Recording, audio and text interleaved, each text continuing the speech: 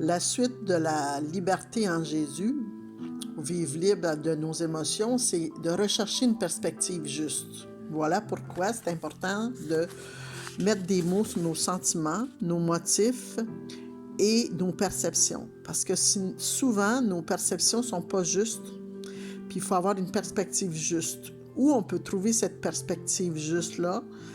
Dans la vérité.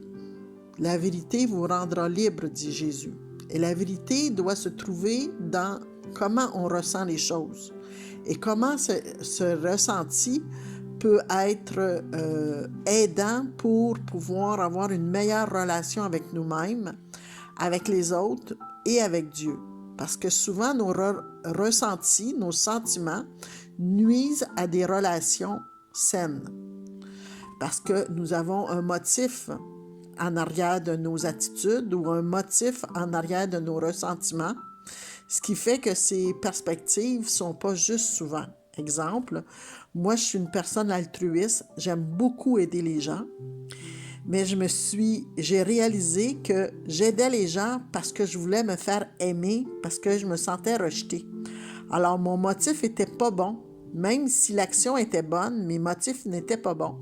Et je devais m'humilier devant Dieu en comprendre que je devais faire les gestes par amour envers les autres et non pour me faire aimer. Parce que les gens ont le droit de ne pas m'aimer, ont le droit de ne pas accepter comment je suis faite, ont le droit de trouver ça difficile de vivre avec une personne extravertie comme moi ou de côtoyer une personne extravertie comme moi.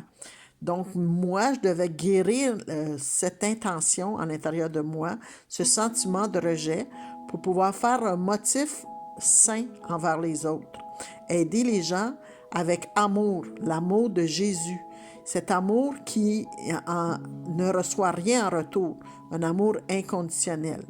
Alors, voilà la perspective juste, c'est de connaître notre sentiment, et de savoir pourquoi ce sentiment et ses motifs et cette perception nous empêchent de vivre sainement les relations envers les autres.